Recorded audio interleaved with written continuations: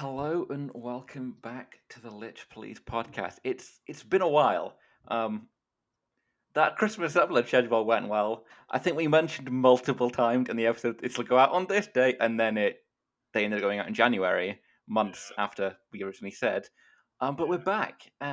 We're back immediately with a guest, me and Alex as always, and we've got Feywild Fiend is joining us today. Immediately back with the guest to talk about more D&D and everything in between. Um, so how did you get your start? Like, what was your introduction, first edition? How did you get into D&D? Yeah, so a lot of people think that I've played D&D a lot longer than I have.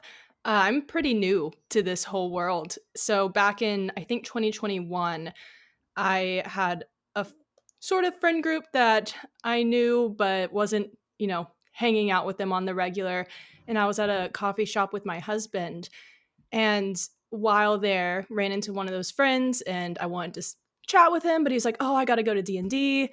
And I was like, "Oh, I've heard of Dungeons and Dragons. It sounds so fun." And he said, "Well, we just lost a player because of scheduling issues. I can talk to the peeps and see if we can get you in." And they did. So I joined. They were 3 months into their campaign in like our world time, but it had been hard with COVID to get like a regular schedule. So I wasn't that far into the story. I didn't miss all that much.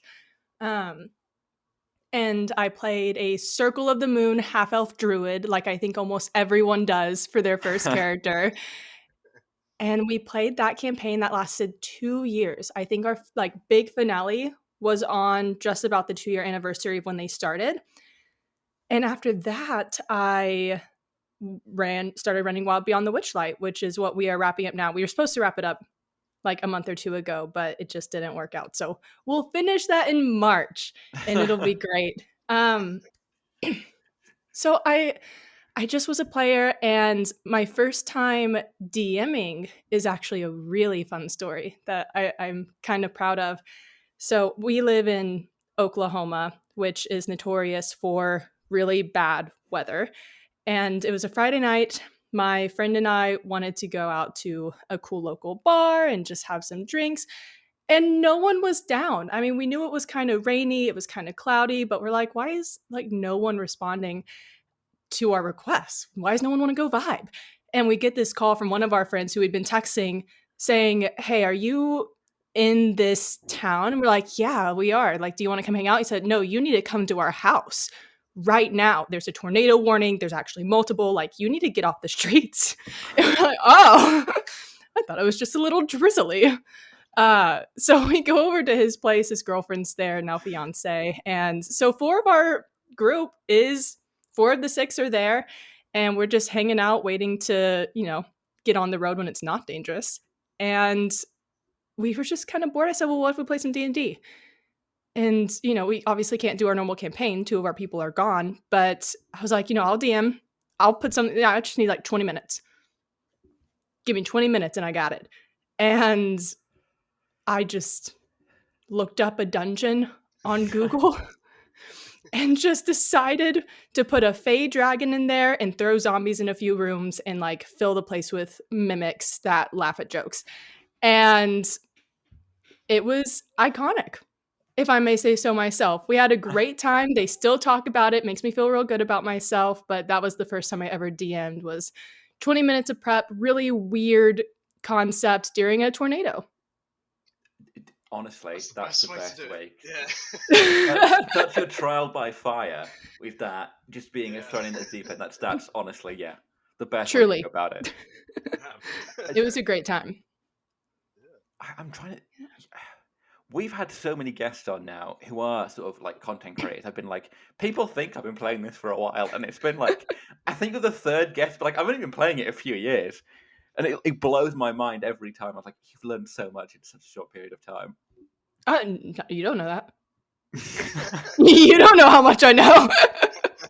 We can test that. Yeah. Whoa.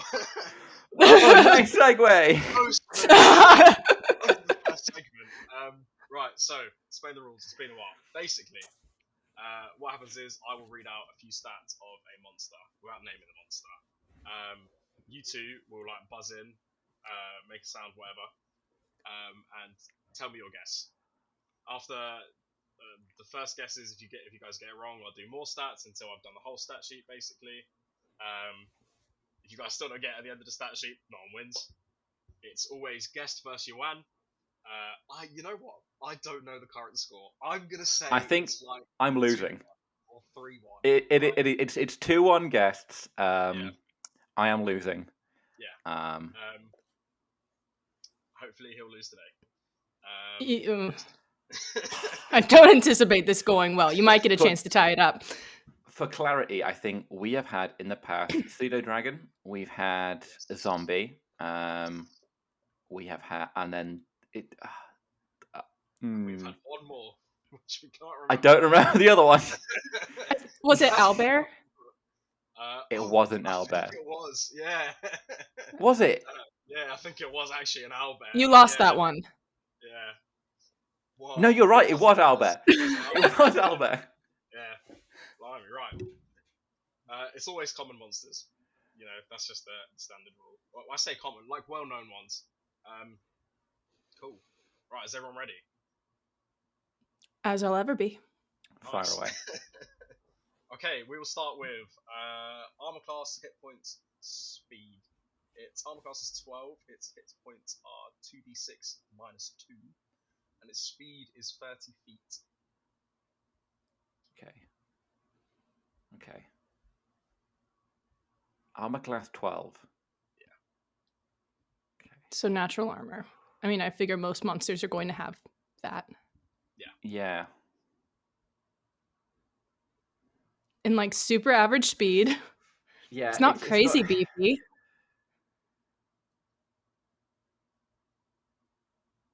Cool. So I will give you guys some more stats then. We'll go strength, dex, and constitution. Strength is 7, dex is 15, and constitution is 9. Is it a displacer beast? No, it is not a displacer beast. Okay. So very low, very low strength. Well, a minus on strength. Very high dex. See, at the beginning, when you read out the first out, I was like, you wouldn't do something sneaky, make it like a guard or something, would you? It's just like a humanoid guard or something. Okay. Oh well. You know, I'm not gonna fight the hustle on that. I don't even have a monster manual, so it's not going to be that helpful. I don't know. Ooh. Intelligent, wisdom, charisma next. So 18 Okay. intelligence, 7 wisdom, and 8 charisma.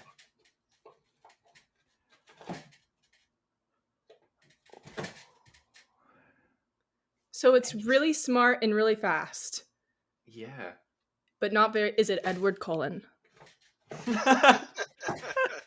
It is not. Good guess though. Not a bad shout. Gosh. I mean, is it a vampire spawn? No, it's not. No, because they're idiots. Sorry. I'm not sure. So, just to clarify, the intelligence was 8. It might have come out as something else, but it's 8 intelligence. Oh, I heard 18. I heard 18 as well. I meant, Okay. I meant 8. Intelligence 8. 8 intelligence. Okay. 7 wisdom, charisma. And So it's not not Edward strong. Cullen. It's No. dumb.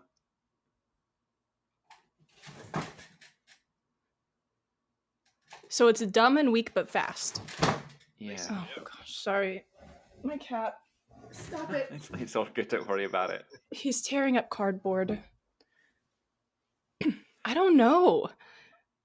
We will go to senses, languages, and I'll give you the CR as well. Okay, yeah, that'd be Okay. good. Senses, 60 feet vision, dark vision, right? Passive perception's 8. Languages are common and draconic, and the challenge is 1/8. Cobalt? Yes, it's a kobold. Oh. You can't do that because I ran this on Craziest Monday. part about it is For the past 2 sessions, we've been fighting kobolds, and he should know this. I didn't get it. And that's filled No, with you've done. This is a personal attack. I did do something sneaky, and you should have gotten that. Well, that's a shame. Man, you had the upper Alright. hand. I did. That's He fine. could have picked a Fey creature. Yeah, exactly. I was the Draconic thinking gave it would've- away. Yeah. Yeah, I was gonna. The Oh, minute well. I was reading languages, like, yeah, you guys would be right here.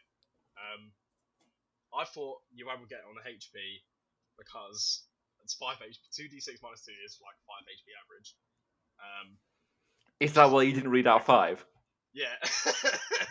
Yeah, I would have got it off 5. 2d6 minus 2 was like, oh, it would be too obvious. Yeah, cool. 3-1. It is. Wonderful. Well, 3-1. 3-1. Yeah. God. Joy to my. I'm so happy. I'm so happy. I know you are. I'll get you back. Yes. Okay. Cool. We'll find a way. Take it out on Dan. Oh, please don't. Don't let him crush your spirit. Dan always wins. Right. So, you said your first class was a Circle of the Moon, was it? Circle Spores. Circle of the Moon. Yeah. Which, to be fair, I've never played a druid ever in my life. Which is cool. It's a great time. Yeah, might have to make one.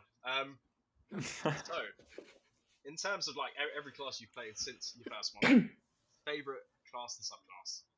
Can be any subclass. Doesn't have to match the class. They can be different. I haven't played all that many. So let me run through. Okay. Circle of the Moon Druid. I do have a very deep love for that one. I do think it's a phenomenal class and subclass. I love that it can be both spell heavy and in our case, we didn't have a what's the word for it? The beefy character. Hit hard, take Tank. a lot of hits. Tank. We didn't have a tank. And so I was an off tank because I could turn into a bear twice. Yeah. In a matter of combat. That's a lot of hit points, but once you get to those higher levels, it's less beneficial to turn into a bear and more beneficial to use the spells that you're starting to get. But I don't love that subclass as much because it feels less helpful in combat at some point, but it was still great for roleplay. I had a great session as a rat on a spy mission, which, I mean, come on. But you can get that with like any level of druid. You don't have to be Circle of the Moon able to get those bigger, beefier creatures. That's the only real reason to do it in my mind. Or you could just play a normal druid to get those easier to transform into animals. And then I've played a tiefling bard, of course, College of Glamour. I wanted her to be fabulous, and she was. But I didn't get to play that very much. It was just a one-shot. And then I've played... Right now, I'm playing a level 15 divination wizard, which is a lot of fun. I've been loving it. My friends are making fun of me for not being a vocation, but I'm like, listen, I'm not optimizing this lady. The whole point of her is to be like creepy. It's for a homebrew campaign, so I can't explain too much because our DM wouldn't want me to, but she's essentially a vampire. And I've just made her super gothic. Anything stereotypical, any vampiric or necrotic spells I could find. Like, I'm not going for the best build here. I'm going for commitment to the bit. And that's been a lot of fun for me. So maybe Divination Wizard, but only because like I've had such a good time role playing, and I feel like once I build some other characters, that won't be my favorite for long. But so far, I think it's really a solid combination that just has been a lot of fun for me from a role-playing perspective. Yeah. I love playing optimized characters. They're so much fun. They're goofy, but they're great. Yeah. They're so much fun. Absolutely. From the sound, Having fun with those portent dice of the Divination Wizards. Oh my gosh. I'm a menace. I love it. From the sounds of it, you prefer spellcasting classes just from the get-go. I don't think I've ever I have just done spellcasting classes. You say that, it made me remember I have played a barbarian. I played a Fire Ganassi barbarian. And how that came to happen is it was for my birthday. So sometimes on our birthdays, we'll design a one-shot specifically for that person, and whoever can come and play will play. And we always design a character for Such a that cool person. idea. It's fantastic. The first time we did it was for the guy who originally DM'd for us, and I made him a paladin named Birthen Day. Birthday. And we got him these dice with sprinkles in them for like a birthday cake, and just made him a super stereotypical paladin, super traditional, all like the most vanilla paladin you can come up with. And it put a little betrayal. I made his girlfriend's character his girlfriend in the game, but she was preparing to betray them all. It was a great time. So for my birthday, they made me a barbarian specifically because I would probably never have made one on my own, because I do love spellcasters. It's so fun, but I did have a good time with her. I wouldn't say it was my favorite class, but it was really fun getting to do some solid damage. Yeah. Solid damage is always the best. I love solid Hitting damage. things is fun. Yeah, hitting things is very fun. It's my most enjoyable part. As a Yeah. D&D player. Yeah. Hence my Alex preference tends to of- be a bit of a rebel in Bal. Oh. What? I mean, What does that mean? just for an example, Monday you asked, was it Monday or was it the week before you asked, can I undo can I undo his bell and then just swing him around? It was before that, yeah. It was before that. Well, could you? No, Yes. I failed the checks. Oh, you did, but I was like, yeah, you can do that if you want to. Yeah, get creative. Absolutely. And I think that can be a thing that some DMs will, I guess it comes with confidence as well. Well, the more confident you get in being able to roll with the punches and being like, oh, I can just, mark up this health a little bit if I need to, or mark it down a little bit, or just, improvise the damage. It doesn't matter. It's fine. Go for it. Yeah. It's fun. We have the guy who normally DMs for us, of course, has a ton of experience with D&D. And for our current Feywild campaign, he's playing a fairy artificer and has been the biggest menace to me of this entire campaign.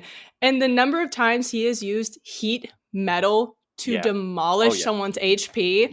I mean, I won't lie, it's been beautiful to watch. But I've had to come to be ready for that.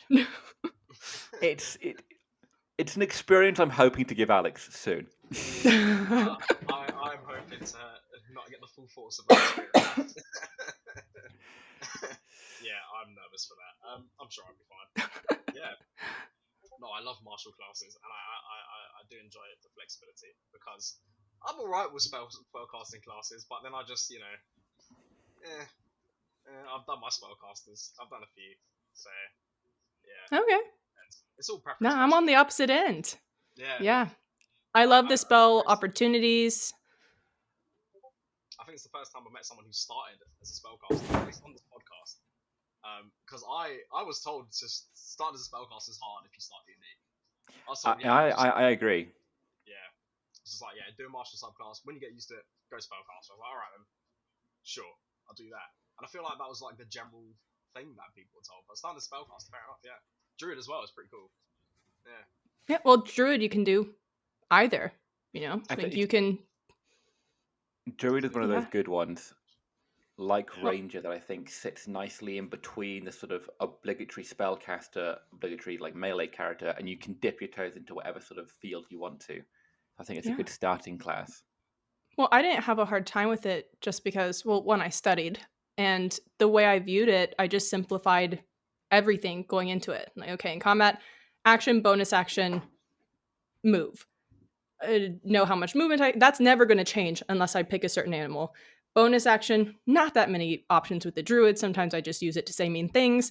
And then action, like, okay, then we just go look at our action list. And once I just spent 30 minutes comprehending how spells work, reading their descriptions, at that point it was a lot of fun just seeing what spells people recommend or what looked the most fun to me, and breaking it down piece by piece simplified it a lot for me. I didn't feel like it was confusing at all. I felt like I had a lot of options. And another thing I did to help myself as a druid, you can turn into a lot of different animals.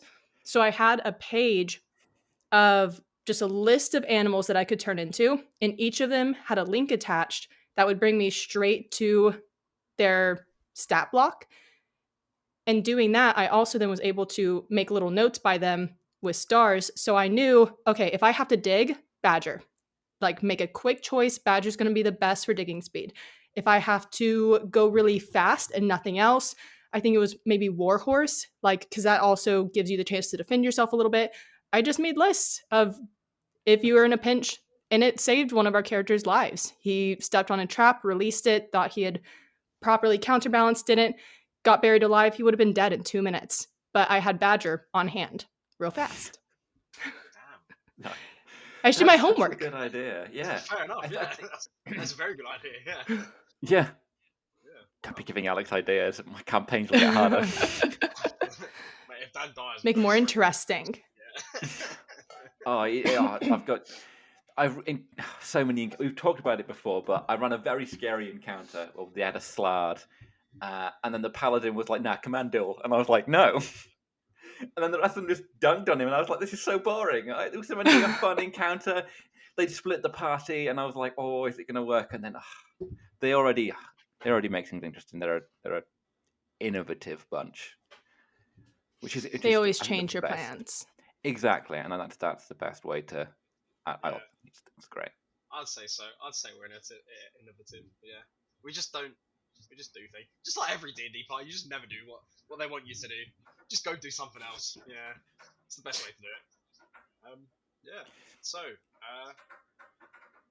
we also tend to talk about like obviously horror stories because that's like the segment that we do at the end.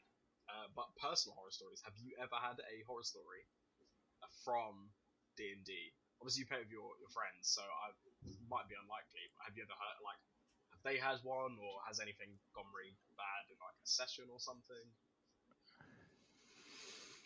Well, you're playing with people, so interpersonal Yes. conflicts is a given. Yeah.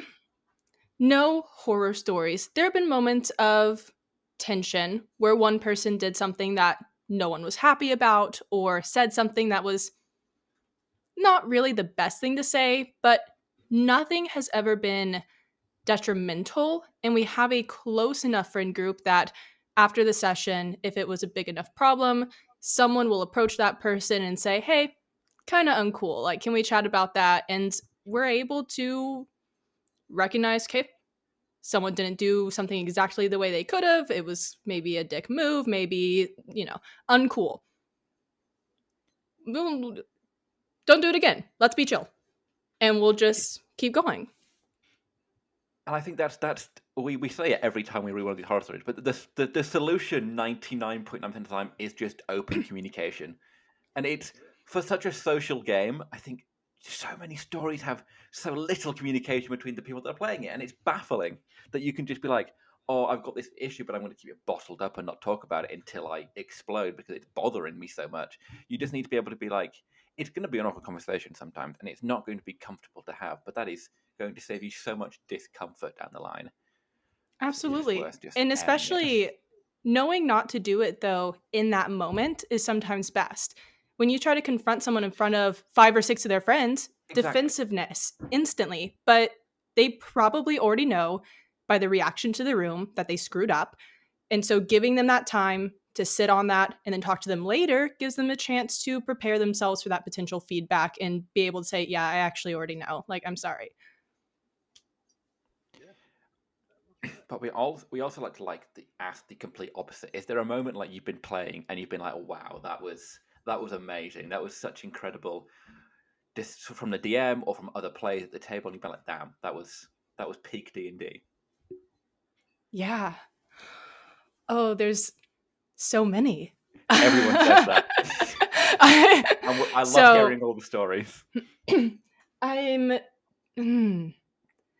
Because in our first campaign there were so many. There are also, I find that the stories I hold nearest and dearest to my hearts, I only have one, to my heart are the ones where something goes really wrong and people lean into it. So the session before I joined that first campaign, I I've heard this story. They tell it all the time because it cracks me up.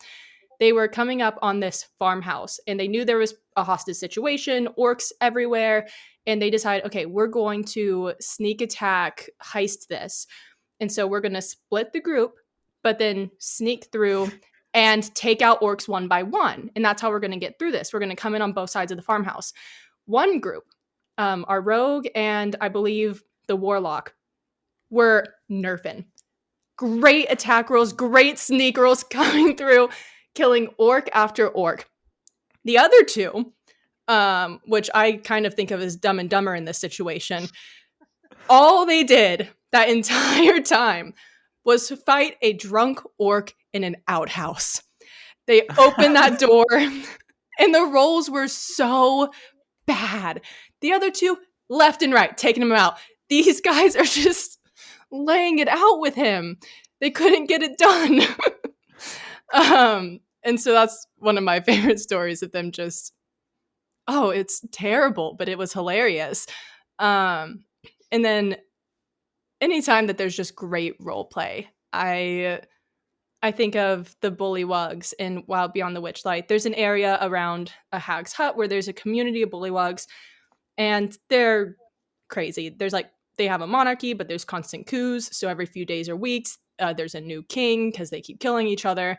Just always a plot. And it's a lot of fun. And I leaned into them being really dumb and kind of easy to manipulate, and watching them role play and just enjoy themselves was a lot of fun. Yeah, having two bullywugs realize that there is no captain's guard and deciding that they would be the captain's guard in that moment. Just silly little moments that make people laugh, and you can point at that and say, that was a good time.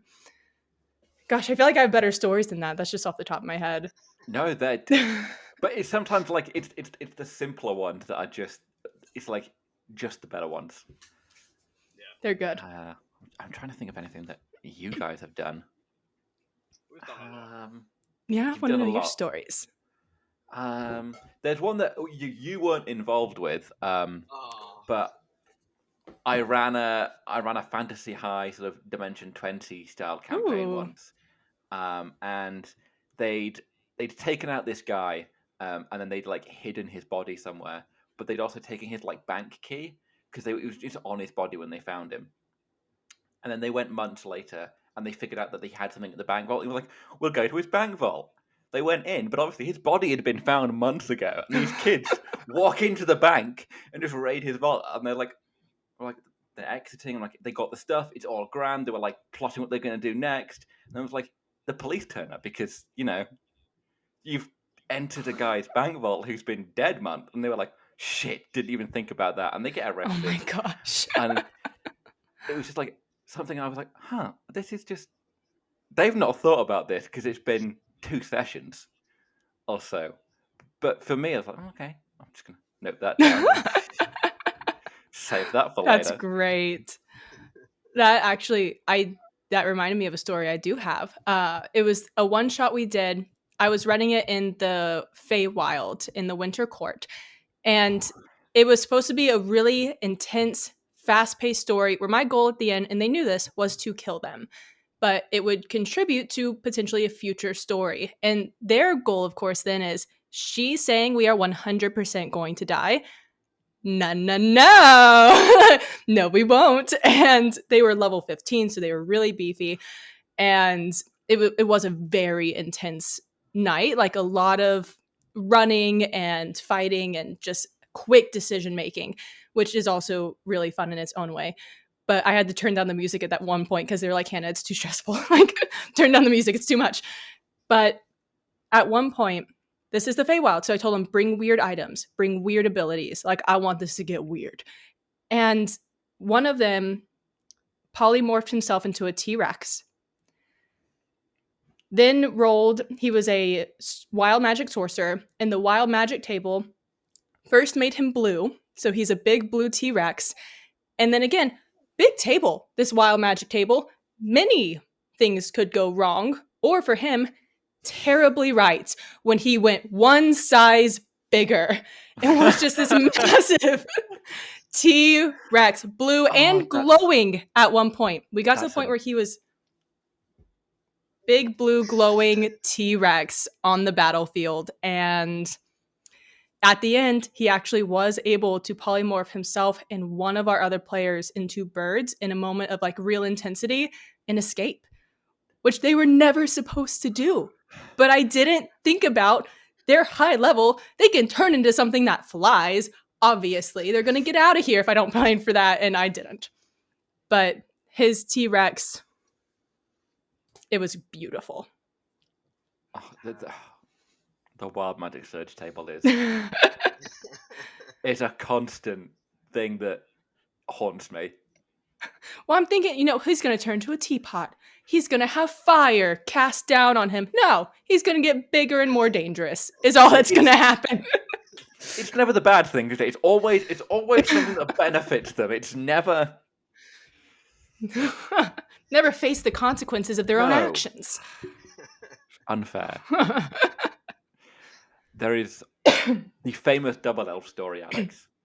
Yeah. What is that's this? A famous one. Basically, so this is a while ago as well. I think it must have been 7 months ago, maybe.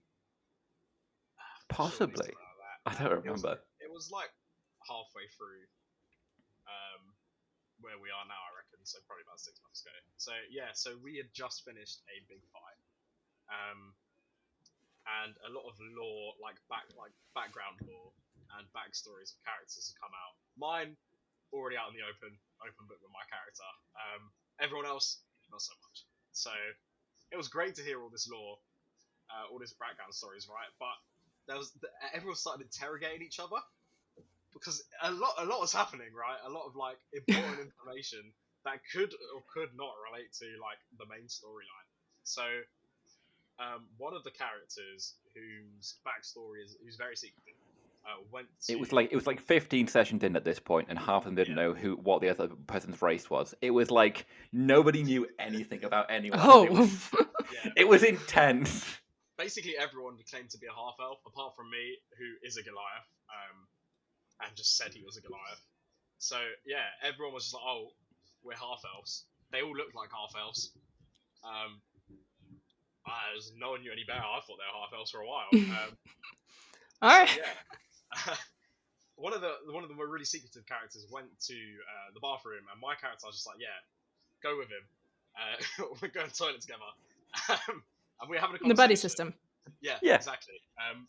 We're having a conversation, and I was like, "Oh, I can't remember how it happened, but I was like, oh, if they're all half elves, surely I must be an elf then, right? Because I'm double their size.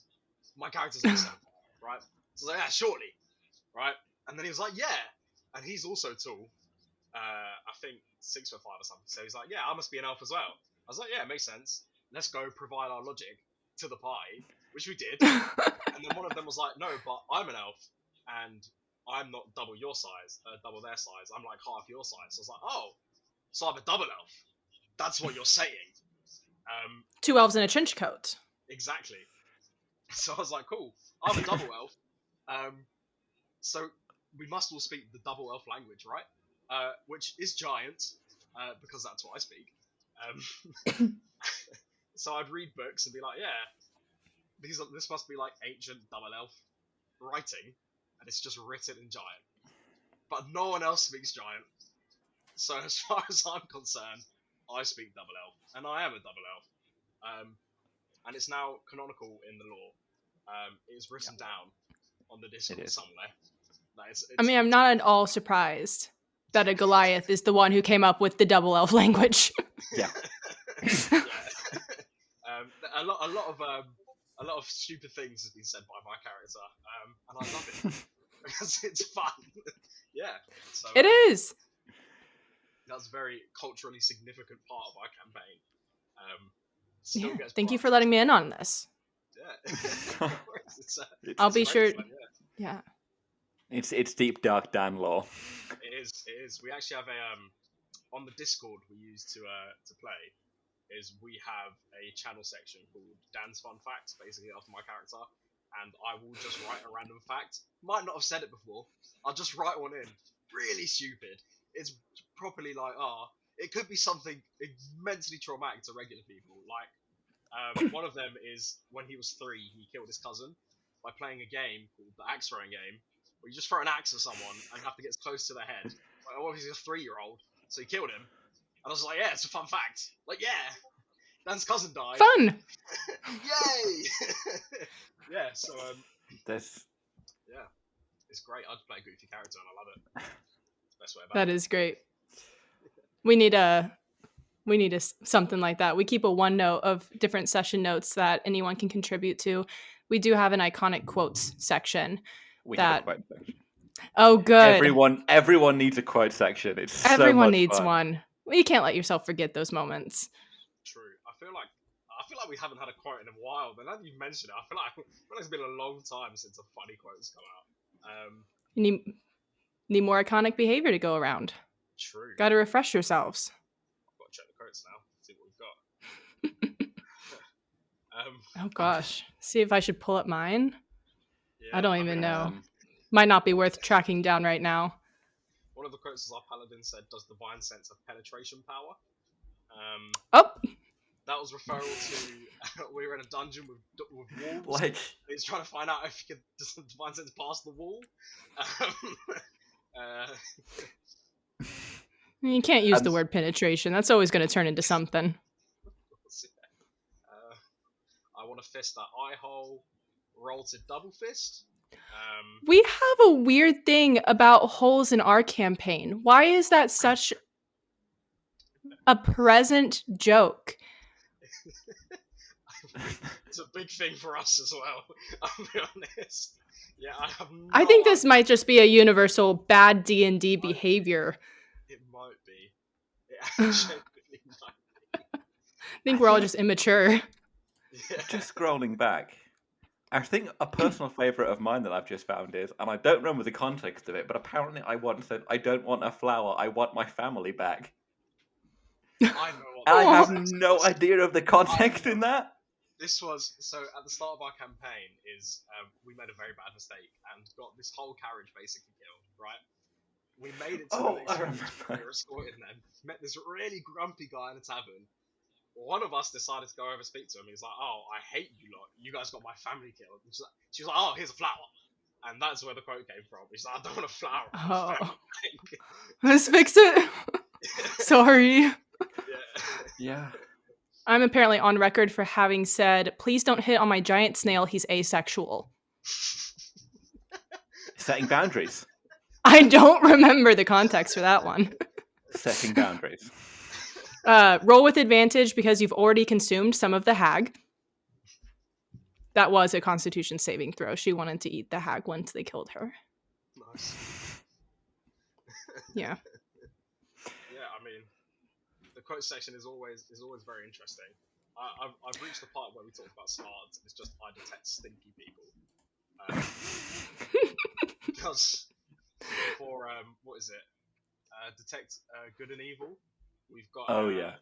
there's smells to it. For some reason, neutral is mayonnaise. Because mayo is neutral. Mayo. I stand by this.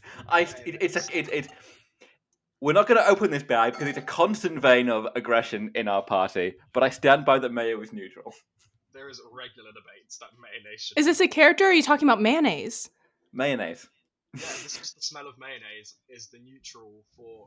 So we've got a thing where when you cast divine, not divine, detect good and evil, good, evil, and neutral all have different smells. I can't remember what good is. In fact, I can't even remember what evil is. It just smells bad, right?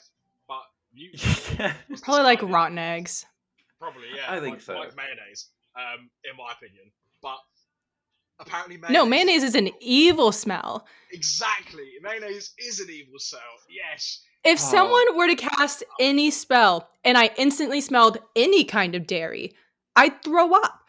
The spell would have 2 benefits at that point. Agreed. See, the minute this podcast goes out, I'm sending it to the group chat, and I'm Mayonnaise is evil. It's disgusting. I do not want No, the that's smell terrible. tasted in I've moved and don't have my little pot of mayo anymore that I used to keep on a shelf above. Good. Good. It's gone. Was it there for sniffing? What? No, it was. That's the It was there for sniffing. Half our party sniff mayonnaise. I don't understand it. Oh. It was good, high quality mayonnaise that my friends had brought back from No. London. A neutral smell is like peanut butter. No one's ever gagged when they smelled peanut butter. Exactly. Or like, No, you're probably right on that one. I can't debate that. or the smell of like something. It's not fucking mayonnaise. Yeah, God. We It's haven't had it in a horrific. while as well, so I know when it comes back up, I'm just gonna be sad again. Every time I hear it, I'm just sad. Because I'm the only person as well. Me and Emma are the only people who have this problem with this mayonnaise. I think it's got to be just Demonic. Submit my vote. You're strange. You're It's getting strange. You ask brought. me. In fact, it's getting brought up the minute we stop recording. The second I'm just gonna write in the chat. By the way, guys, mayonnaise confirmed evil smell. All right. I'll be debating that viciously.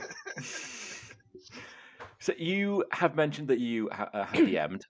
Do you have a preference on? You mentioned your first campaign was homebrewing. Do you have a preference between running modules, or do you prefer sort of homebrewing your own? So anytime I've homebrewed, it has been something very short, either a one-shot or a mini campaign, which I've loved. Witchlight, I wish I had given myself more time to change it. I don't think it was for me as written. I think it was for a different kind of player with different goals. And so I haven't enjoyed Witchlight as much. I mean, we've had fun, but I am about to run Curse of Strahd, which I'm looking forward to because looking at it, like it's a very strong module as written. And I Yes. know that I really don't have to change anything if I don't want to. Whereas Witchlight, I should have. And if I had more time, I would have half homebrewed it and I think been a lot happier. So I don't think it matters to me as long as the story's good. I mean, I'm not going to have fun with a homebrew story if I wrote something that isn't any good. And I'm going to have less, I'm going to have a great time with a story that is good, even if someone else wrote it. Absolutely. So before I ask the next question, I'm going to say if you are planning on playing Strahd or are wanting to play Strahd, skip forward a few minutes. Are you planning on running it as is from the beginning, from level 1? That is my question. So are you referring to Death House? the Yes. house? Okay. Yeah. Don't listen if you're don't listen. So I am running Death House. What I'm doing, I don't understand. I think it's dumb that they're supposed to be level 1 until they get to the house, and then while they're in the house, jumping up to level 2. Yeah. Because it seems like just an interruption. So I'm starting them at level 2. Why are we just doing that right now? Someone online suggesting tell them to bring 3 character sheets, 1 to level 3. And I was like, what's the point? Yeah, that's so fast. Yeah. Yeah, there's no reason to do that. I'm starting them at level 2. They'll be level 2 throughout the whole house, and if they make it out alive, I think at that point they'll go to level 3. But yeah, I do plan on running Death House. It looks like a great time. I made a small change that I have been told was evil when I ran Death House.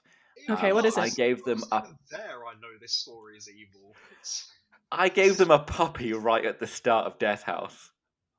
You did not. I did.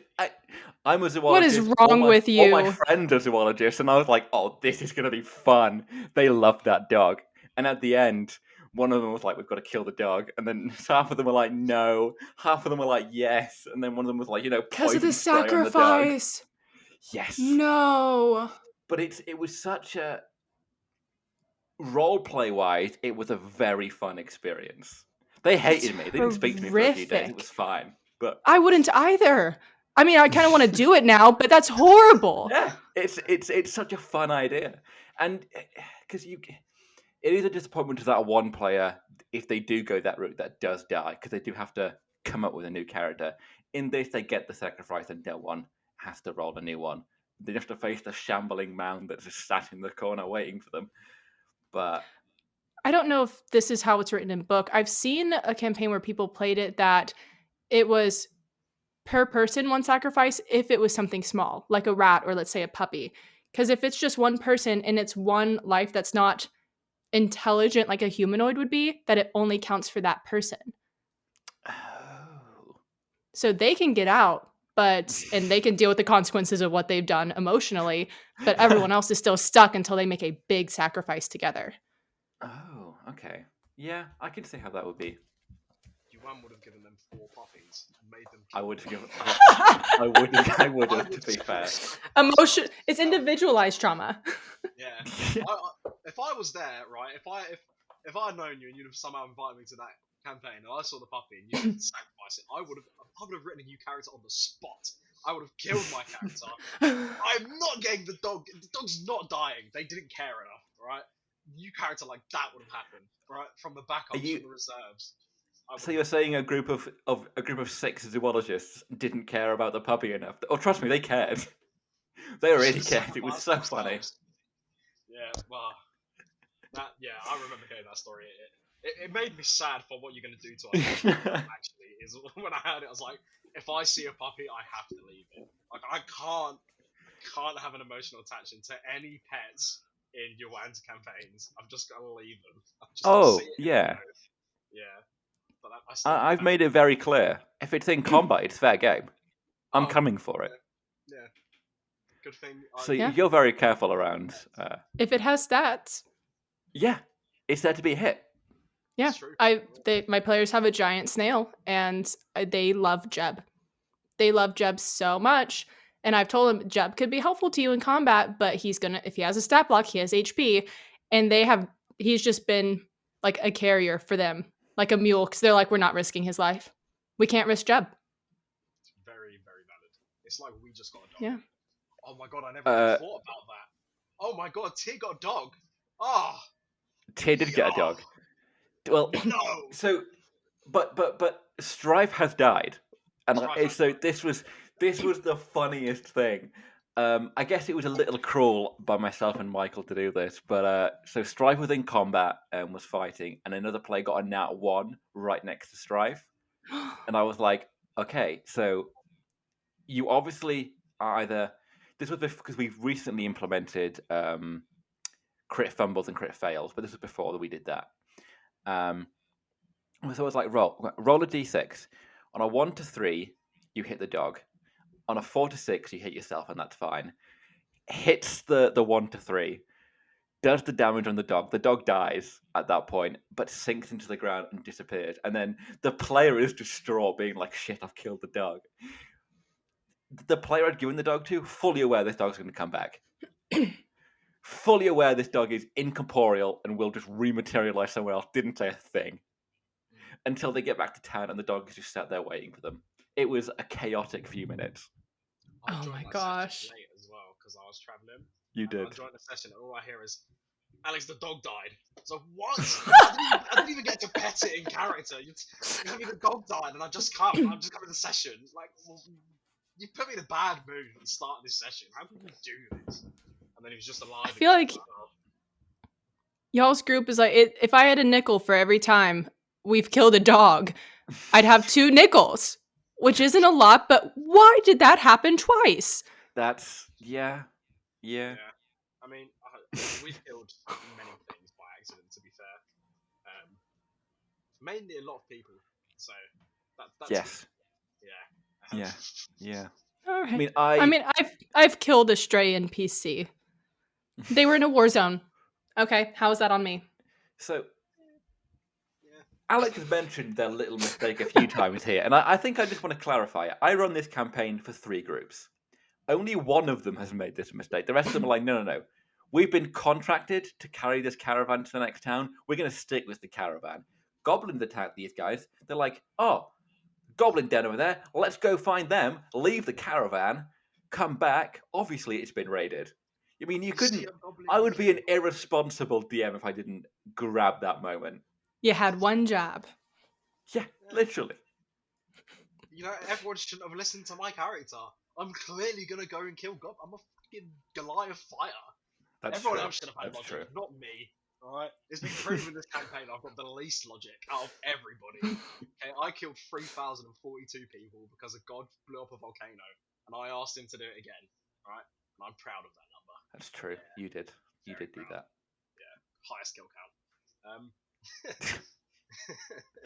It's kind of weird that you remember the number. I'm not gonna lie. I just throw that out there. I always remember. Very the number. specific. Every session I've remembered the number, and I bring it up with him. Yeah, it's great. You do. I should have started logging all the kills I get, because it's now going to turn into a competition as of last session. Right. Yeah, so gonna have to start logging my kills. That's fine. We'll get there. So we'll. I was going to say we need to do a second segment before we do the horror story, which we have got carried away, but we'll get. We'll. I don't think this will be too long of a conversation because I don't know how many people actually run with this rule. But so we do a homebrew rule that as people use so frequently, it's basically become core. And the rule that I selected today was changing flanking. So it doesn't give you advantage, but you get a plus something to your attack roll rather than a flat advantage. Which I don't know how I feel about. I don't know.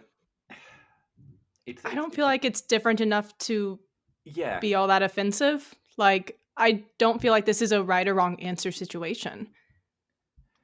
I feel like players would like it less until it benefits them. I feel like it's a less helpful mechanic, but at the same time, it's more because you could roll out an advantage and then roll lower for your second roll and it doesn't matter. I don't know. I don't feel like there's like a right or wrong here. That's my thing. Like I normally you read these rules and they're different enough to make the game more exciting. It's something different. This just felt like it's just variation. It's very neutral change. Yeah. I think on average. But neutral in the peanut butter way, not in the mayonnaise way. Yes, the correct way. I feel attacked. I've never been happier. Yeah. No, I feel like it's I feel like it's more like on average it's probably just more consistently helpful than advantage because you can still roll 2 bad dice, obviously, like you said. But I prefer rolling 2 dice than having 1 dice.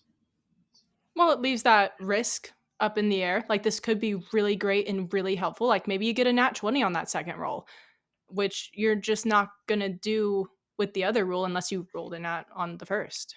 Exactly. So higher potential. Yeah, it's keeping the original rules just gives you a higher potential for like either greatness or severe disappointment, which can be a lot of fun. The payoff is better with advantage. Yeah, agreed. Do you? You've played it. You mentioned you play with a few groups. Do you use crit successes and crit fumble tables? Because we've just started using them, and they are fun. They're terrifying. I mean, for me, because I use them as well for the monsters. The 100 is quadruple damage, which is terrifying as a player, but also for me as a DM. I haven't even looked at those tables. They're terrifying. It scares me every time I hear one of the rolls. To be fair, last session I rolled like 4 nat 20s. I had great fun. Yeah, you did. Yeah. My dice could never. I had less fun. That's my 4 nat 20s for the year. I'm never rolling a nat 20 again. Yeah, no, it was great until something attacked me and rolled a nat 20 and rolled triple damage. And I was scared. I've got not second wind. What's it called? Stone's Endurance. Stone's Endurance. Yeah. So it was like, oh, you triple damage. It was a kobold. It was like, okay. Yeah, it was a kobold, and it turned into 3d6. So like it was nothing. You were fine. Whenever damage is tripled or multiplied, you always roll the lowest possible dice that you possibly could. We had a character in our finale for our first campaign. We were fighting a dragon on top of this castle, and his character stayed by the edge of the castle. We didn't really think about the fact that the dragon's right there. Rolled to grapple him, did a great job. Hold him. Dropping's a free action. Drops him off a 90-foot plus castle. He's already taken damage. We do D10 per 10 feet. Yeah. And our DM rolled so low that it didn't even knock him out. He like landed in a soft patch of snow and survived. Damn. And just got back up and kept trying to hit him from the bottom. Like, it's always the most intense rolls where like, how did he roll 10 d10s and not kill him? Yeah, that is insane. Wow. Is it time for my favorite segment? It is My time. favorite bit. Yeah, Yes, I love the horror stories. They're so Yeah. good. I'm curious about this. So today's horror story is titled, and this is from the player's perspective. The player tries DMing for the first time. Other player actively ruins his game, so he wouldn't do it again. Yeah, when I read this title, I found it quite interesting. I was like, oh, why would you do that? Because they're a new DM as well. That's so mean. It is. Oh, that's awful already. Cool. I mean, I guess I should reserve judgment. Let's get into it. So for context, I wasn't around for this. I am our group's perma DM, but at this point of time, couldn't attend weekly, so every other week my players would play board games. One of these weeks, our newest player, let's call him Barry, decides he wants to try DMing. Now, Barry isn't very ingrained in nerd culture, I'm guessing that's what it meant to be, but he loves D&D and he loves World of Warcraft. So he decided he would literally run World of Warcraft in D&D. Not inspired by just D&D in the Warcraft world. He asked me if this was okay, and of course I said yes. I was more disappointed I wouldn't be able to play. So the game night rolls around, and Barry and the other 3 players set up. Barry introduced the world and says the players have all been summoned by the king. Problem player, let's call him Joe, decides he's not using a game for D&D and is going to be a dick about this. He metagames hard apparently, given he's played Warcraft and knows the plot. I don't know how bad it was because he wasn't there. For the first 3 hours, Joe wanders off to a random map point to witness events he shouldn't. He insults high-level characters openly and lures innocents into deadly traps. By hour 4, they are summoned by the king again. Joe then tells the king he's going to try to do NSFW stuff without his consent. Okay. To the king, yeah, Barry kind of laughs it off and carries on, but Joe keeps saying these things and then proceeds to keep doing them. At that point, Barry, still in character as king, teleports Joe outside, leaves him, tells him he's banished and lucky to be saved from the realm. Joe attacks the guard, saying he can't enter the castle. 4 rounds of combat go by, and Joe isn't trying to fight, just trying to go inside. He does, and gets to the king, who after all this uses power word kill and kills Joe's character outright. Joe says that's a bad DM move. Barry and the other 2 players agreed he was warned. Barry says he should write up a character who's more heroic, so he does. He writes up an Oath of Vengeance paladin, who is the child of the last character, and sworn to kill the king. Barry. This almost doesn't sound real. No, like it's so bad. Yeah, this is like. Did you make up the most awful potential storyline that you could have come up with? Like, did you ask yourself, I'm going to create a fake story. What is the worst thing a person could do back to back? Like, it almost feels like that. I'm reading off a blank screen. This is all from my head.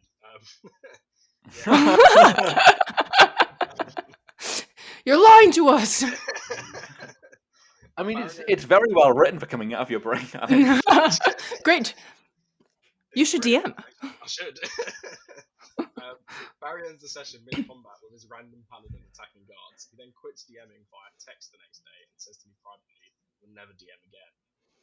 It was heartbreaking because he put a lot of work in. The only upside is that I removed Joe from our long-term D&D game, replacing him with a few good. who were interested. This was about 8 months ago, and Barry still refuses to DM again. I later learned from Joe he didn't want 2 campaigns running at the same time, so that's why he destroyed the other campaign. When asked why he even agreed to play, he said it's because that's what we did on a Wednesday. Insane. Absolutely insane. Sounds like a bad person.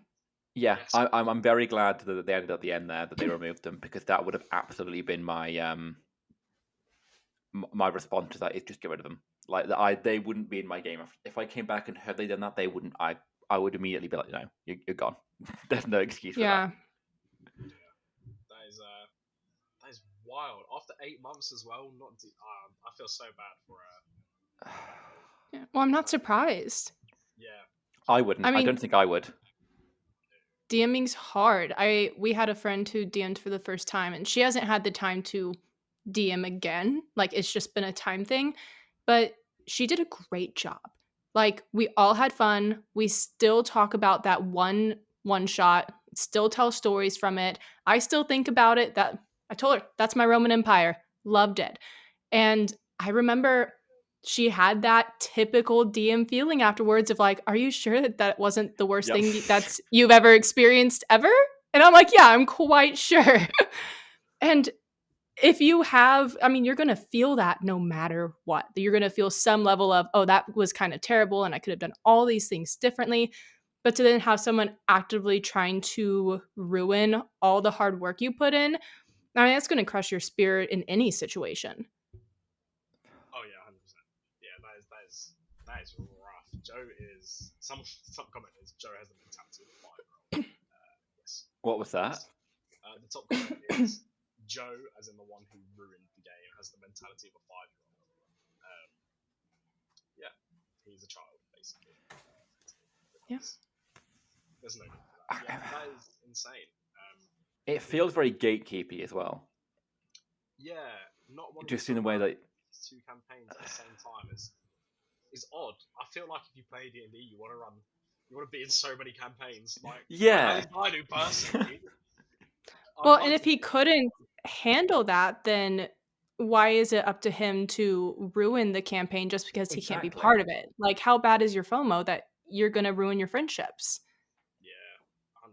He absolutely should have just either said or just like didn't come to the second campaign on the Wednesdays because the other one still ran. Yeah. That's sad. And it's definitely up there with one of the worst stories we've had of this. Yeah. So I do remember our tier list of the of the worst and the least bad that we had, because I remember the bad one. Yeah, everyone remembers the bad one. That one was atrocious. So I remember the sort of not like the least bad one as well. So we sort of have the worst one we've had and the least bad. The least bad was someone had made a post about this DM. Bearing in mind, it was their first time DMing, and everything we read was it's just an inexperienced DM. Like, it's not a horror story. It's the first time. There's no need to. It's just like, give them a little grace. Yeah, it's like experience, and that's it. Yeah. Not everyone's going to be Brennan Lee Mulligan right off the bat. Literally. Or ever. I mean, we can only dream. I don't have my poster. I normally have a poster of Brennan like gracing the background, but I don't have it up today. I'll have to put it up. You will. You've defected. Well, I've moved, and I'm not sure if I'm allowed to put stuff on the walls, so I'll figure that out. And the command strips, they have Yes. command strips specifically for posters. I'll find some. But Don't give up. The worst one we had was someone turned D&D into microtransactions and had a player that was paying in real money for magical items. They were paying to come back to life. The DM was then focusing them in combat till they were dying. 700 euros they were in debt. Genuinely. Wild. The worst one we've read. And so the thing is as well, obviously I do all the horror stories and it's on Reddit, on the subreddit. The same person posted, right? They're like, yeah, here's another horror story from this campaign. No one else has read this that's come on the podcast, not even Iwan, right? I can't read this horror story because our channel would get banned, right? When I tell you this other horror story is worse, when I read it, I was like, okay, this is either like that bad? You are in the most insane campaign ever.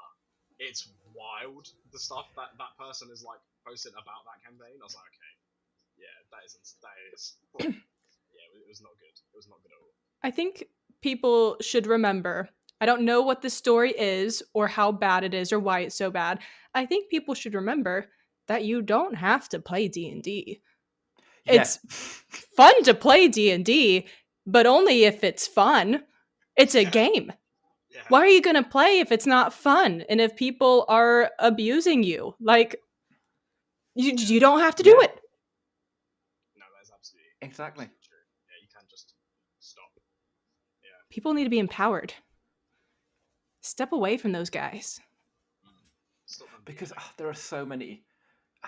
I feel like the number of good campaigns outweigh the bad by such a magnitude. It's stupid, but the ones that you just hear so many shitty stories from some people, it's like you just got a bad bunch. Like, please don't stop trying, because if anyone is listening and you are looking for a good campaign, I have never failed to find a good group from especially Dimension 20 sort of fan groups on Facebook and stuff. I mean, people in there are amazing. They're so fun, they're so open to play. Probably even Critical Role. Like, if you were looking for a group, a post in there, but anyone want to play a game? That's probably the best way to do it. I think you find some great people doing that. Yeah. The Facebook group chats, however. Oh yes, interesting. I'm aware. They will ask for We've had some. Yeah, they will always ask for paid DMing, which, like, we've talked about here before. It's a thing that happens, but if you're a new player and you post in the Facebook group chat, do it in like the fan page group chats or something. Don't do it in ones that are specific for Facebook. Like, I'm a part of the D&D United Kingdom group finder, whatever it was called, right? That's how I got into D&D, and I didn't make a post, but if I did, absolutely someone would have posted and said, "Oh, you should be in my campaign. It's like 10 quid, right?" So if you're a new player, just go in the fan groups, right? They're better. You find nicer people.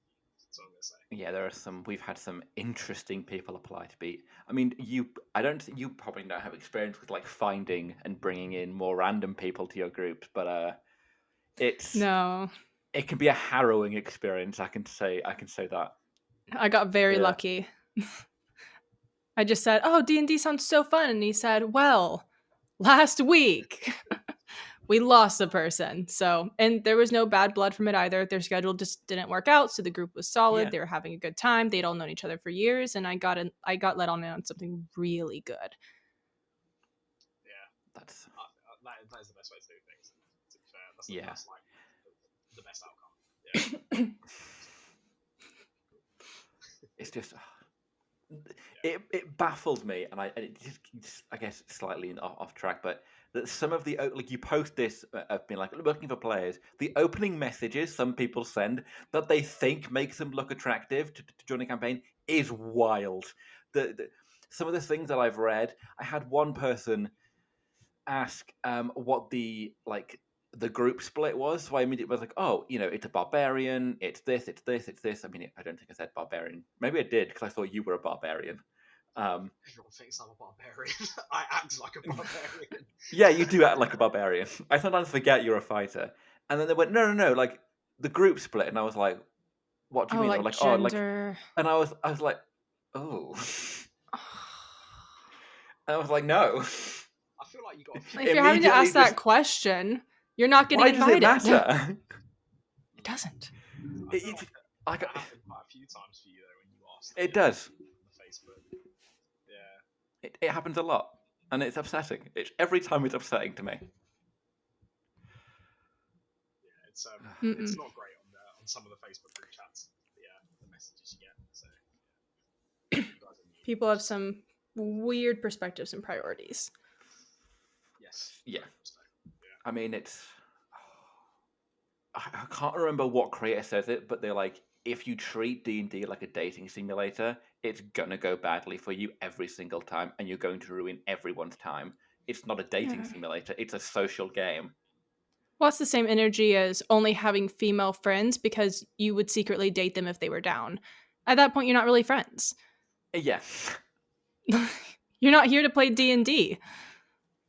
Yeah. Exactly. Yeah.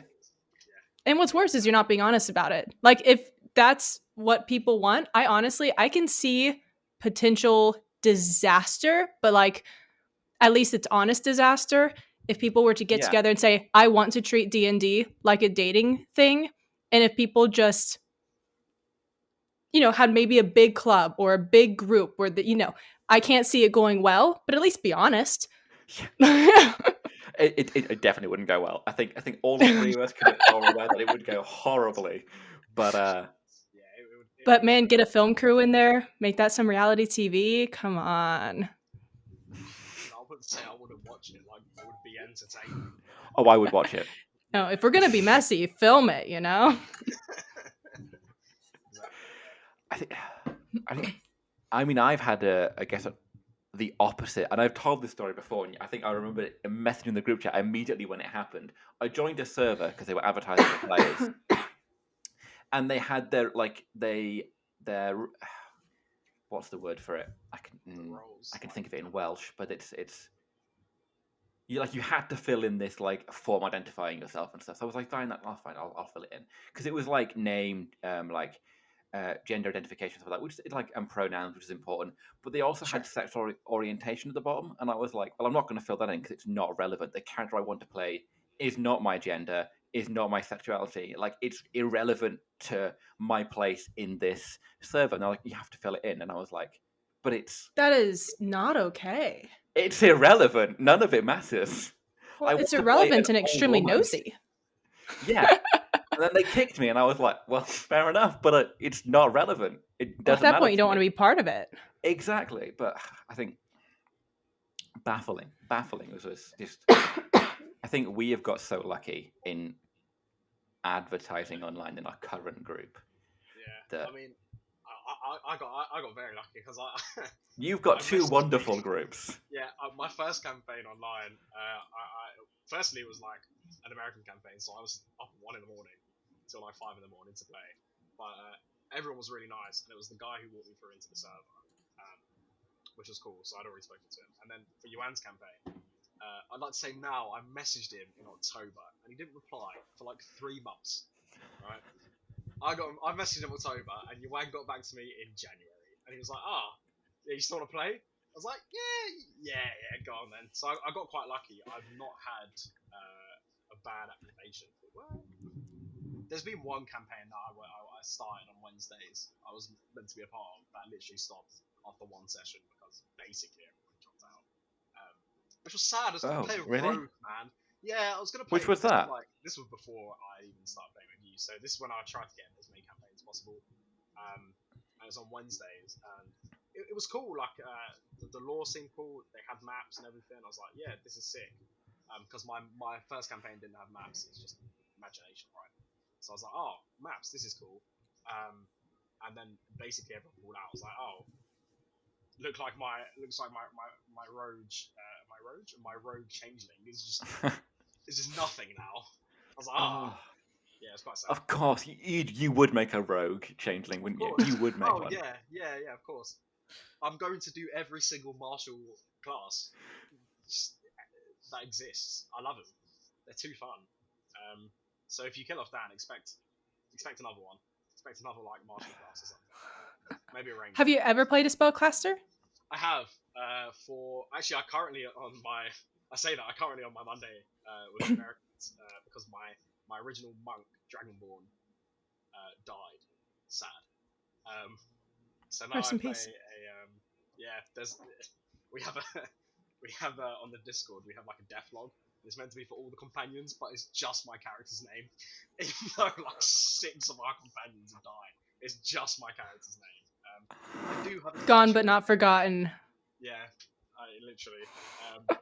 Yeah, there is a statue of me in one of the cities we were in, which is cool. I like that. But yeah, so I play now. And Asimir, I don't know how you say it. Asimar? Yeah, that's the one. Sorlock, which is cool. I decided to do it after basically playing Baldur's Gate. I was like, yeah, this ain't bad. I might try one. Yeah, it's all right. I'm a lot less creative with that class than I am with my martial classes. I have no creativity. I just shoot things. Yeah. So yeah, I've tried it. Well, I don't know. You didn't ask, but I would encourage you then to think about, okay, if get into that headspace you're in with a martial class. Yeah, this spell hits something. You could also do that with your fist with a martial class. How would you switch up where you hit? Just do the same thing with the spell. What can you hit that's different that can also have a solid impact? Yeah, I do. Feels creative. Thinking about things with spells. But the thing is as well, before I played D&D, I always enjoyed RPG games and stuff, like online games, I would always play spellcasting classes because when you play online, Really? they're just fun to play. You just batter. It is. I agree. It is just Yeah, fun. like you see, like games like God, I've got to think now. Like Divinity 2, Original Sin, another game by Larry. Divinity. Yeah, great game. Haven't even touched playing a martial class in that. Right, both the characters I control, because I play with a friend. One of them is a pyrokinetic geomancer and necromancer, like three, and the character I created is conjurer because it's the Yeah. best class. I think we have the same logic because I've done the same. Yeah, it's a conjurer and it's got aerophage and hydrosophist on the side. Yeah, on online games I just don't play martial class. I find it kind of boring. But role playing games like in real life and stuff like board games, I will just play martial classes most of the time. I don't know. It becomes easier in my brain how to do things with them. Yeah, just makes more sense. That's so interesting. Yeah, I'm one of the different people because a lot of people say spellcasting classes are more creative because you can do more things, which you can because you have spells. But I prefer it the other way around. Yeah. Well, and some people have more creativity in simplicity. That's, I mean, when you're raising children and they say, I'm bored, good. Go, you have less to do, less to think about, less to interact with. You can do something with that. Be creative.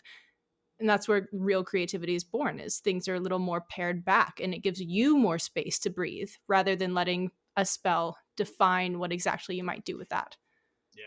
Yeah, I think more time as well is because I get bored when I have to keep rolling the same dice like every attack.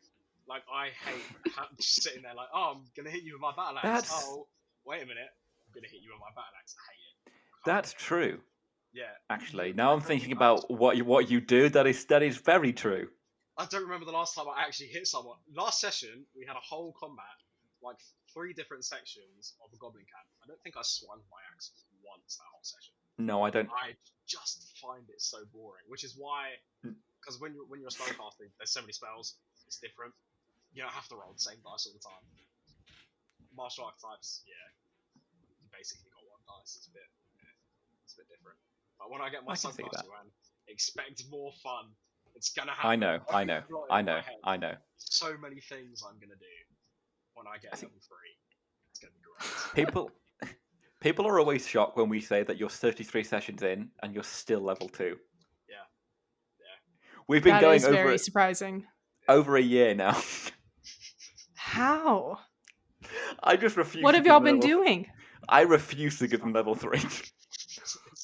But for context, I will say that the group I run on Friday are 9 sessions in. They are further ahead than you guys. Yeah, we do get a bit sidetracked. You do. Yeah.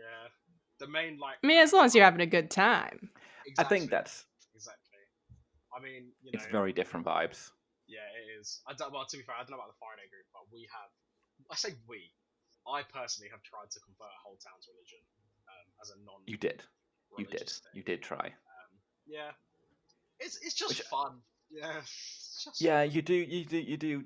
I mean, that was also that was an interesting story because you contacted a god. The god had been gone in this world for a while now, and you asked the god for a boon, and she was like, "Sure, have a bit of my dress," and you tied it around it, and you went to a cleric. Now, a cleric clerics and paladins don't speak to gods in this world because they've been asleep for a long time. So Dan walks in with a piece of a god's clothing, and they're like, "This is the most divine artifact for thousands of miles, and it's just on this random Goliath in town now." Yeah, I'm not. She was like just in awe. Well, what kind of omen does she feel that is? The cleric was like, "Oh my fucking god! What the fuck is going on? What is this? What are you? Who are you?" They wanted it, and was just freaked out. Yeah, she wanted it. Of course, she wanted it. Yeah, it's great. It means I can drink alcohol without suffering. Basically, it's the greatest boon I've ever gotten. Oh my gosh. Yeah, I mean, so my character is we've got a cleric and a paladin, and I have speaking to God more than both of them, and I think it's because they pray like all the time. I do pray a lot now. My character just to speak to God because I enjoy it. My rolls are shit. I've got a -1 in religion, right? But it still happened more for me than it did for them. But you know what? Your religion is that low, and yet you are still pursuing that communication to a god. Exactly. I imagine that would be admirable. Exactly. The devotion despite experience and knowledge. #1 disciple. That's why I tried to convert the whole town. It went awful because my charisma is also -1. I only have like 3 good stats, so I'm very bad at everything else. But I'm so far I've persuaded someone that I've done magic to like heal a town. Right when we went to do the slards, when I rolled really well on the deception check that I was doing magic that our cleric was doing to like heal the room like a ritual. Oh yeah, I remember. I pretended. I did sounds. I did everything. I pretended, and I rolled like an 18 on my deception check. It was amazing. You committed to the bit. You committed to the bit, so I had to reward it. It was a good bit. Yeah, it was class. That's great. I do like playing dumb characters. Yeah, it's fun.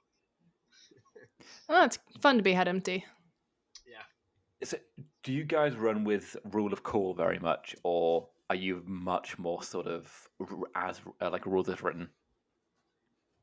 I think we do a balance. We make sure that it's not like completely improbable for rules as like rule of cool for us. I think more comes into play when there's not a rule against it. Like technically you could probably find one, but like why? It'd be cool. We only example I can think of right now is we have a cleric in our campaign, and he's a Heron cleric. So originally a Fey creature, but not raised in the Feywild. And his backstory, he used to be, drinking, gambling, and then he encountered a god. A god came to him and divinely shared who he is. His name is Kevin, god of vibes. And he was born as man, but ascended to godhood because he was such a strong hang. Okay. Oh, I love Kevin. All right. Oh, we absolutely do. We have prayed to Kevin before sessions before. Everywhere he goes, he tells people about our Lord and Savior Kev, and no one knows no one else has ever heard of this god. And so I know what's going on there. But my players are like, okay, I've never heard of this god. I'm like, no. But Cuddles, which is the character's name, Cuddles has cleric powers. Like, he is a light cleric. So they can't decide if Kevin is just a different god and he's got the identity wrong, or if Kevin is a legit god who has ascended. And I think they're leaning towards that right now. I'm not going to tell anyone what it is. I mean, you don't get to know, but it's a lot of fun having Kev, and they have a holy symbol. They've actually established a church in the Feywild called the Church of Kev, and it has several branches. The highest tier you can be in is the vibe branch. It's the way of the vibe, the way of the paw, the way of the blade. They have different ways. It's become a whole thing. I think they're establishing a cult. Cool. Yes, this is my favorite story I've heard throughout the history of D&D stories. I got a vibe. It's a good one. It's very good. I will tell him that. It's he's constantly, because the vibes are so fucked in the Feywild right now in Witchlight, that he declares, especially during combat, he is in a holy war to restore the vibes. Yes, they should. The vibes are rancid. So good. And like, yeah, Kevin isn't an official god in D&D, and like, it's a little, who cares? Exactly. What a good time to have Kev around. Exactly. Gotta love Kev. Oh, he's great. You guys made me make a cult. I had to spitball a cult, a button cult, the Grand Order of the Arcane Button, and it's just buttons. Just a goofy little dude. What's his name? It's been so long since we've spoken to him. It begins with a B. It does. It's something von Braun. Bertram. Bertram, it is. It's Bertram von Braun. Malignant And he is just bastards. a goofy little dude with a suit of all buttons, pours button beer, which is like a glass full of buttons. Just a guy who loves buttons. His own language, buttonish, which we've been trying to learn Buttonish. like for 20 sessions. Great guy. Sounds like he's cooking. He is. He's a fun He is. dude. With them cool ass buttons, yeah. Greatest part of our campaign. Yeah. It's the, The beloved NPCs. Mhm. I love making random NPCs and giving them the dumbest names. I mean, you guys could have gone and helped two families who were the Whimsy Feathers and the Snickerfluffs, but you chose not to. Yeah. I mean, Nah, why do that? why help people? Yeah. We're not heroes. Oh, you guys aren't. Oh, You we guys are mercenaries. Oh no. Yeah, we are absolutely not heroes. Yeah, we are like the furthest from heroes. Yeah. We're notorious. You've got a dark reputation. We do. We had to work for free to pay off our debts for getting people killed. So yeah, we are not a good party. I think I'm starting to understand why you haven't leveled up yet.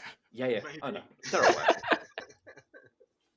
You're also very easily distractible, I think. I give you something fun and shiny, and you're like, "Oh, we'll do that," instead of well, what we're contracted to do. Yeah, we get distracted. That's fine. So it goes. Yeah, pretty much. Anyway, Yeah. thank you very much for joining us today and chatting all things D&D. We have one last question, which we always ask. Are there any sort of smaller creators, D&D creators that you want to shout out? Take this opportunity to do so now. Oh, I Yeah, didn't it puts prepare for everyone on the this. spot. It puts everyone on the spot, and I'd love it every time. Hold on. No, because I'm not passing this up. Well, first of all, myself. No.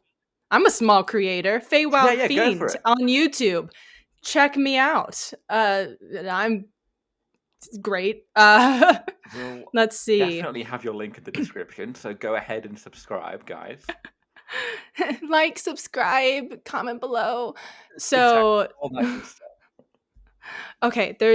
okay, I actually have someone who just popped up on the scene for me, at least pretty recently. His name is Delver at the Delver. He is doing some pretty good content.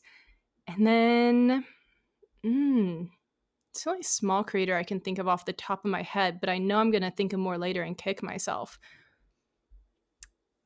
Pull out your phone. That's what people have done. People have I'm- scrolled through their follow list and been like, "Oh, this person, this person, this person." I'm scrolling through Discord right now. Yeah, we've already I'm shouted just out looking Brendan, at. So I know you had Indestructible Boy on here. yes. Yes, that was a very good episode. I loved that one. Jenny D, real small creator, up and coming. Should check her out. Why? That was a She's stupid friends joke. with, Gabe. yeah, Gabe. Yeah. We had Gabe on as well.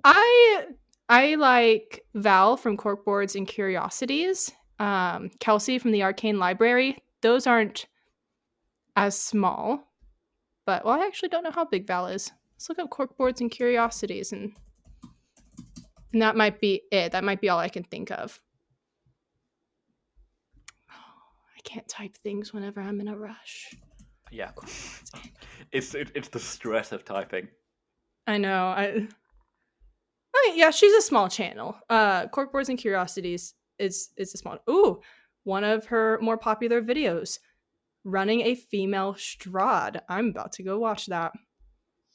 Oh, that could be good. That That's would be cool. a fun dynamic.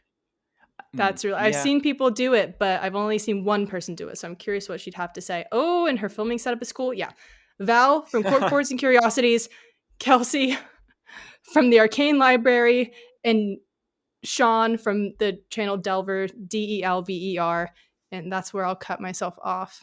And then if there's anyone else, I'm sorry. You're all great. Yeah, there's what we're like. It's interesting looking for people to come on because you're like, oh, we can get this person, and then the list just gets stupidly long, and you're like, we can't fit everyone in. And Oh, it's so you're not giving working people through shout outs. You're not giving people shout outs. You're trying to get a list for you. You have ulterior motives. The ulterior motives might have been revealed there, but You know, I'm on to you. we've got to get ideas from somewhere.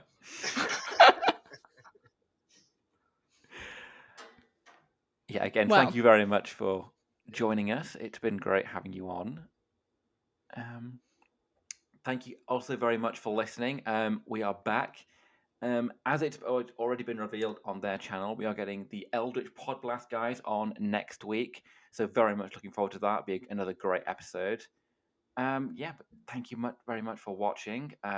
We are on all those podcast channels, Spotify, Amazon, Google, which I think is becoming YouTube at some point. We've had a notification about it. It's like merging somewhere. They're moving to YouTube. Yeah, you do. I read them. It's fine. You don't need to. We'll be on YouTube, and it'll go out probably on a Saturday. On Saturday, this Saturday coming, the 24th. No, 23rd, at 2 p.m. So yeah, thank you very much for watching, and we will see you next week.